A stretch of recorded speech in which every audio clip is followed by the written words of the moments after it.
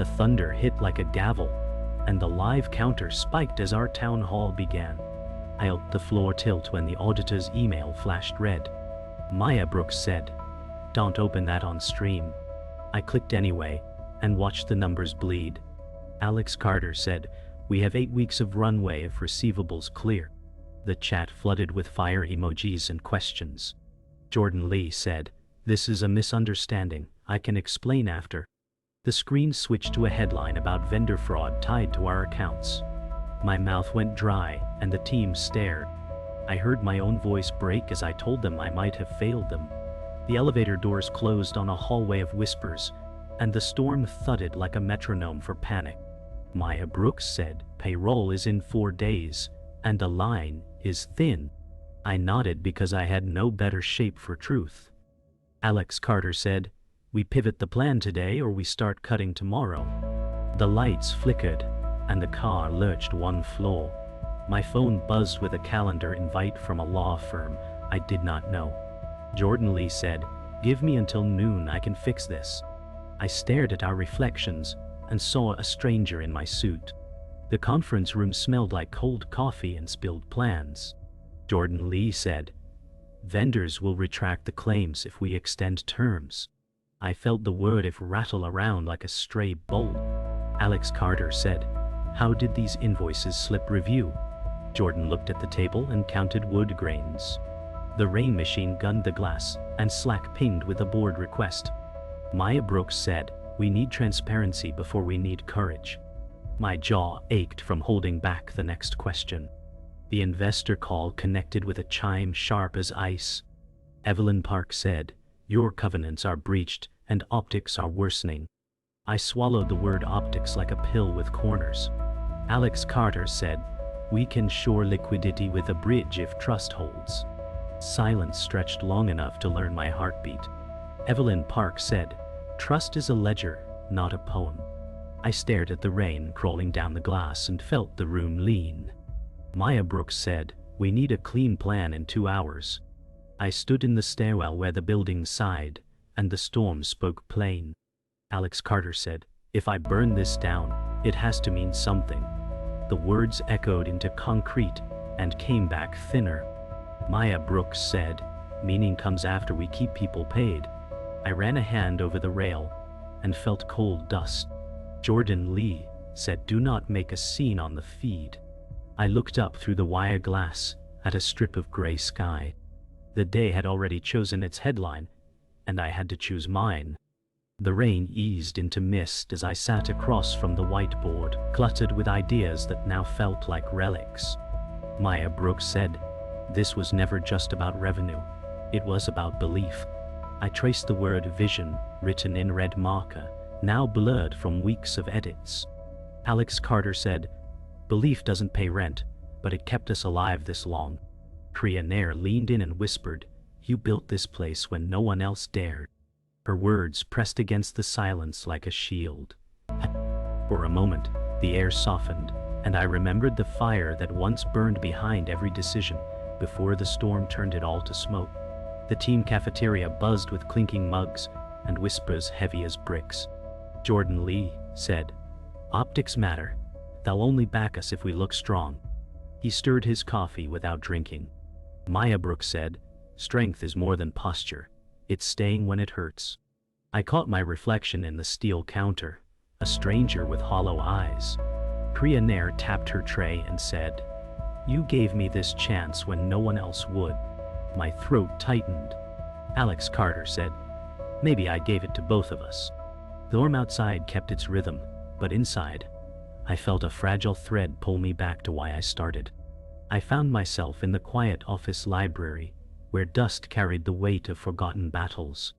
On the shelf sat a photo of our launch day, faces bright with unbroken hope. Alex Carter said, "We thought hustle alone could buy us safety." Maya Brooks touched the frame and said, "Back then safety didn't matter. Purpose did." The storm pressed against the window like a hand refusing to leave. I sat in the leather chair, feeling its creak hold my exhaustion. Priya Nair said softly, "You gave us more than a job. You gave us a dream." I closed my eyes and let the words anchor me to what remained unbroken. Later the rain eased into a pale drizzle, and the office felt briefly lighter. Alex Carter said, "Do you think I was ever more than a gambler with luck?" Maya Brooks shook her head and said, "You were a builder, Alex, and builders take risks." Priya Nair whispered, "If you didn't risk, I'd still be invisible." Their words broke through the fog, choking my chest. I leaned on the desk and saw the map of our first expansion pinned to the corkboard, faded but intact. For the first time all week, I breathed without the weight of collapse crushing my ribs. The sun broke briefly between storms, spilling color on steel that had felt gray for days. Alex Carter said, "When I started this, I wanted to prove I belonged in rooms that laughed me out." Maya Brooks said, "You've already proven more than they ever dreamed." Priya Nair said, "You showed us what belief can build, even if the world calls it foolish." The words struck deeper than the fear ever could. For the first time since the scandal broke, I stood straighter, my shadow stretched clear against the glass wall, taller than my doubt. The boardroom's silence burned more than their words. Evelyn Park said, "We can't release another cent until liabilities are clarified." Jordan Lee muttered, "That could kill us faster than fraud." I stared at the glossy table, my reflection fractured by water rings. Alex Carter said, "Then we bleed slow or die now, pick." The storm outside slammed lightning against the skyline like a verdict. Maya Brooks whispered, "We still have choices if we trust each other." The phrase trust tasted bitter. It was already eroding beneath my feet. Every voice sounded like a gavel, hammering toward collapse. The storm crept into our bones as deadlines marched closer. Priya Nair said, "Vendors are threatening to pull out, half the apps may go offline by morning." I rubbed my temples, the weight of every failure pressing into my skull. Alex Carter said, "Patch what you can, stall the rest." Jordan Lee barked, "Stalling invites lawsuits." Maya Brooks shot him a glare sharp enough to cut glass. The servers hummed louder, like a pulse we couldn't stabilize. Every minute lost was a new fracture, and the walls around me felt too thin to hold what was breaking. The office smelled of burnt circuits and stale coffee. I leaned against the window, watching raindrops shatter like tiny failures. Alex Carter said, "What if we can't pull it back this time?" Maya Brooks replied, "Then we learn how to build again, even from ashes." Jordan Lee slammed his fist against the desk and said, "People don't survive ashes, they quit." Priya Nair whispered, "I won't quit, not when this gave me a name." My chest felt hollow, stretched between hope and despair. Each word stacked higher, a tower leaning toward collapse, threatening to bury me beneath it. The Slack notifications turned into a flood, every ping a small explosion. Investors demanded updates, vendors threatened defaults, and the board whispered resignation. Alex Carter said, "If I fall, at least I fought standing." Maya Brooks countered, "You don't fall alone. We're tethered to you." Jordan Lee growled, "And what if the rope snaps?" Priya Nair typed furiously, her fingers slamming keys like defiance itself. My heart hammered, each beat louder than the last ping, until it was impossible to know which sound was panic and which was survival. The building's power flickered, plunging us into a heartbeat of darkness before the backup glow returned. In that silence, I heard doubt louder than thunder. Alex Carter said, "Maybe this collapse is the lesson we were meant to learn." Maya Brooks snapped, "Or maybe collapse is only real if we stop moving." Jordan Lee muttered, "Sometimes stopping is survival." Priya Nair whispered, "And sometimes it's betrayal." The lights steadied, but something inside me stayed dim. The storm hadn't ended. It was waiting for me to decide which voice I would follow. The office was quiet, except for the storm hammering glass, when a new email lit up my inbox. Subject line: Internal memo, unauthorized transfers. I felt my chest hollow as the words burned across the screen. Maya Brooks said, "This didn't come from outside, Alex." My throat closed, but before I spoke, Jordan Lee muttered, "It isn't what it looks like." Priya Nair shot up, pointing at the screen and said, "It looks like betrayal." My hands trembled as I whispered, someone inside fed the fraud, someone I trusted. Thunder shook the walls, a verdict echoing through steel and glass. In that moment, the rival outside faded. The real enemy was here, across the table, his shadow growing sharper with every flash of lightning. The forwarded thread opened like a wound, every dollar missing, and every falsified invoice glowing red. Evelyn Park's voice cut sharp from the speaker. "This looks deliberate, Alex." My eyes locked on Jordan's face, pale in the flicker.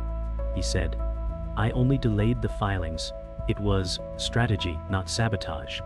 Maya Brooks slammed her hand on the table and said, "Strategy doesn't drain payroll dry and leave us bleeding." Priya Nair whispered, "You sold us out, Jordan." My chest grew heavy as I felt the air shrink. Alex Carter said, "You broke more than trust. You broke us." The storm outside rattled the glass as if to applaud the truth. The walls of the office seemed smaller, pressing in, forcing me to stare at the betrayal I never saw coming. The storm crackled and lights flickered as Jordan's excuses spilled out like oil. He said, "I cut private deals to keep us alive. The vendors twisted it against me."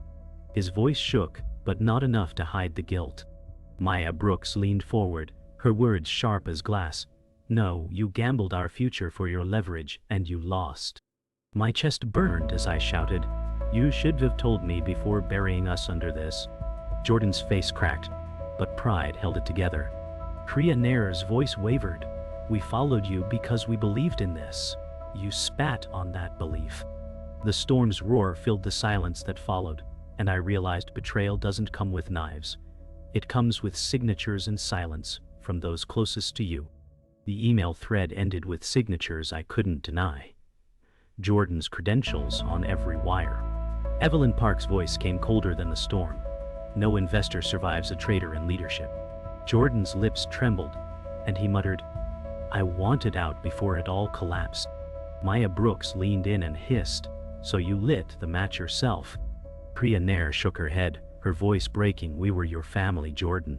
You were supposed to protect us." My voice cracked into the air. "And you chose yourself over everyone who trusted you."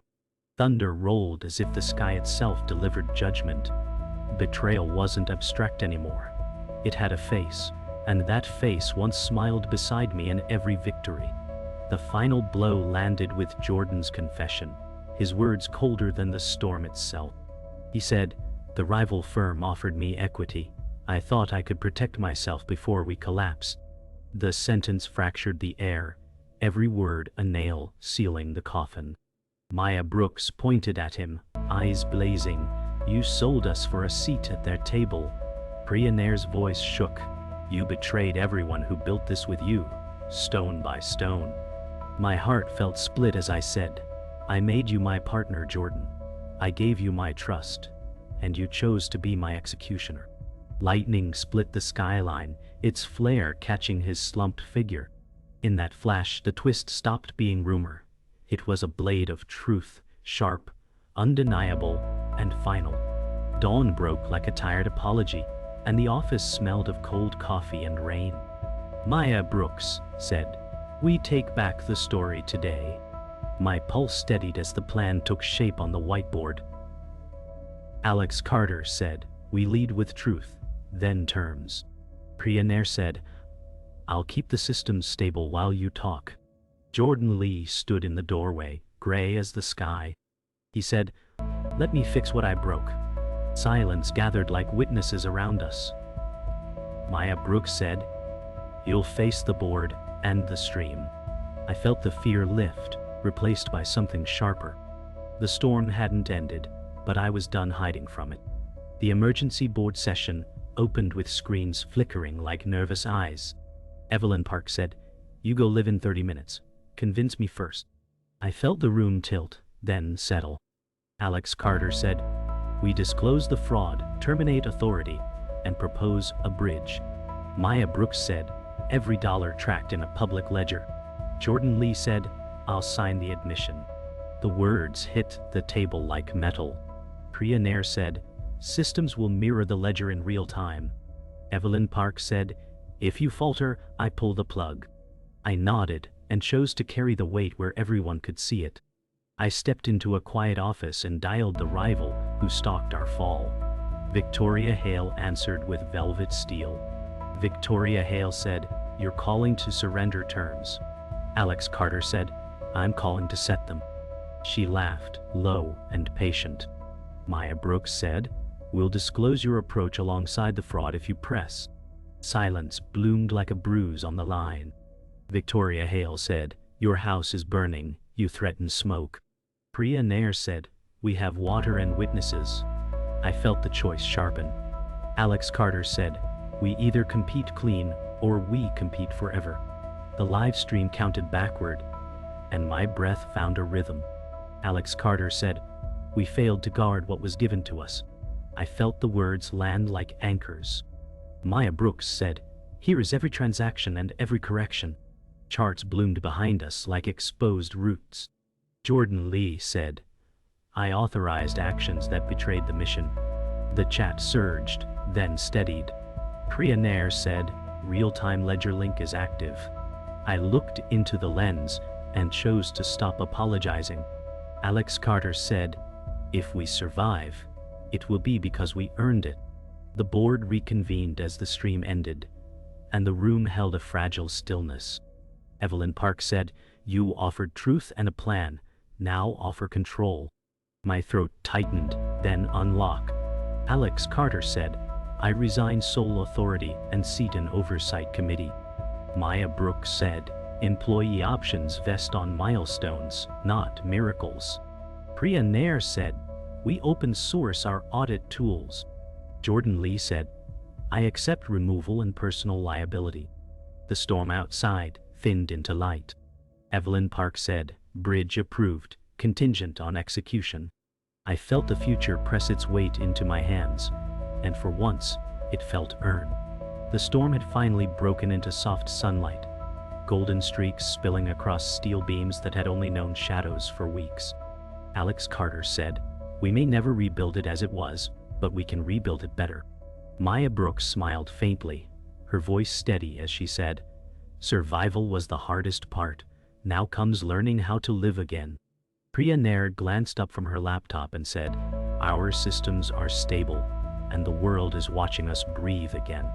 I stood in the center of the office, the desks organized, papers stacked neatly, monitors glowing green instead of red, and I felt a weight slowly lifting from my chest. Jordan Lee's chair sat empty, but his absence carved a reminder into the silence. Betrayal has a price. The future stretched ahead like a fragile glass bridge, shimmering with promise, but fragile with every step we chose to take. For the first time, I no longer feared the walk forward. The boardroom smelled of ink and paper. As signatures dried, each stroke like a nail, sealing a new foundation. Evelyn Park's voice carried from the screen, clipped and final. "Transparency will be your only protection now." Alex Carter said, "Then transparency will be our foundation, not just our defense." Maya Brooks leaned forward, eyes steady as she added, "We lead with accountability, not appearances." Priya Nair's fingers danced across her keyboard as she said, "The audit repository is live, public, and permanent." The silence that followed felt heavier than thunder, but it was not dread, it was release. Sunlight broke through the storm clouds, streaking the glass walls with light like brushstrokes of redemption. I realized then that rebuilding wasn't about reclaiming the past.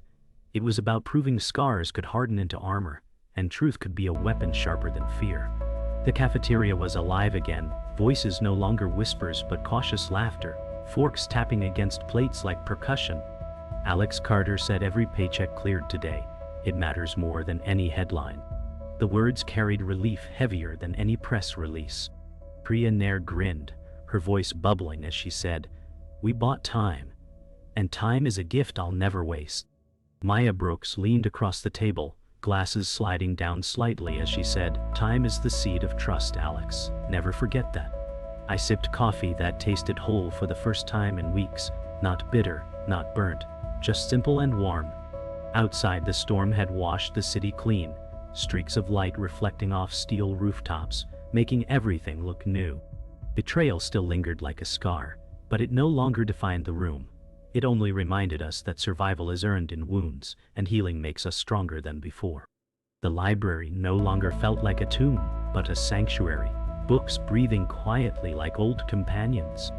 Maya Brooks traced her finger along the photo of our launch day and said, "Every storm passes, but not every ship survives."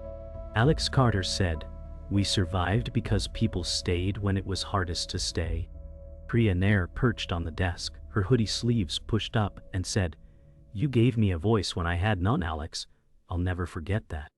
The golden light poured across the shelves, making the spines glow like fire, and I let myself breathe deep. Gratitude outweighed guilt for the first time. The betrayals and fractures had carved deep scars, but scars are not just reminders of pain. They are proof of healing. I understood then that broken glass doesn't lose its shine. It only catches the light differently, and sometimes more beautifully. That evening, I stood by the glass wall as the sunset painted the skyline in orange fire and violet dusk.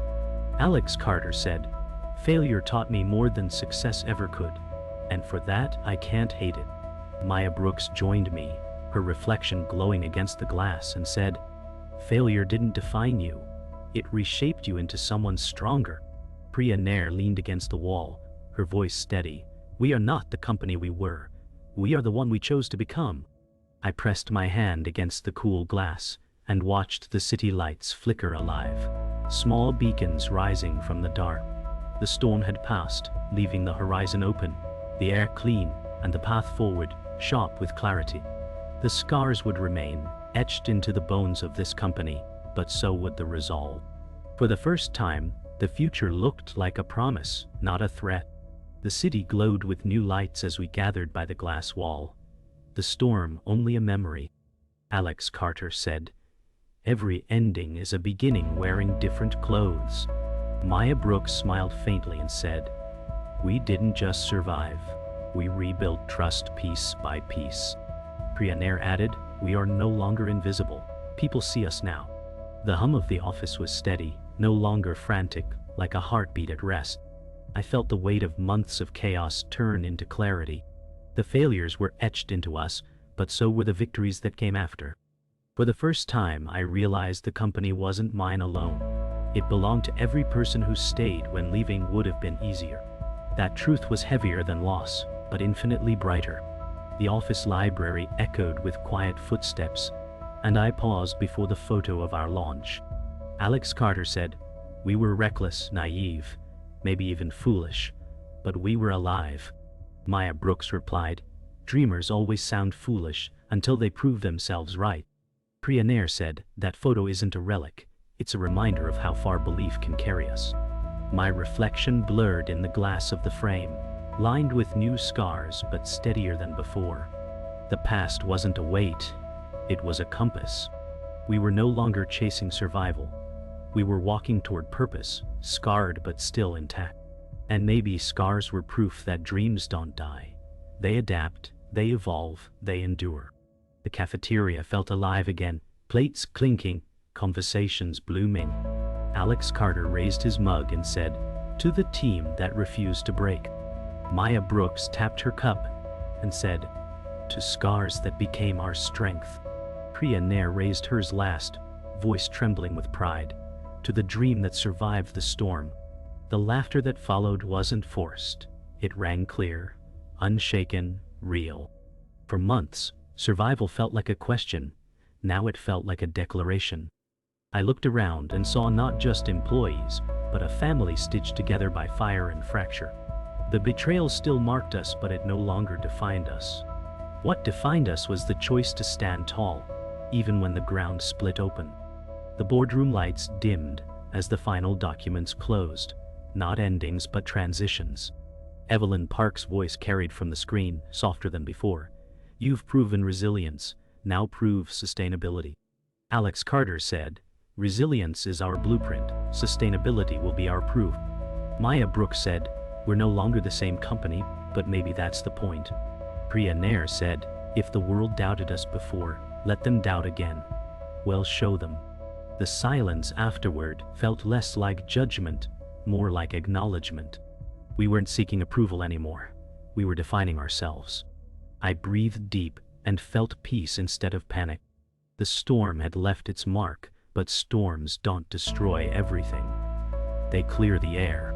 That night, I stood alone by the glass wall, the skyline glowing like fireflies against velvet dark. Alex Carter said softly to himself. This was never about not failing. It was about finding the strength to rise again. The words felt final, but not like an ending. They felt like a truth carved from chaos. A truth that belonged not only to me but to everyone who stood when the storm hit hardest. The city pulsed with lights, each one a reminder that survival is not silence. It is defiance. Tomorrow would bring new battles, new doubts, and maybe even new betrayals. But tonight, the storm had passed, and the silence wasn't fear, it was peace. For the first time, the last words didn't feel like goodbye. They felt like a beginning,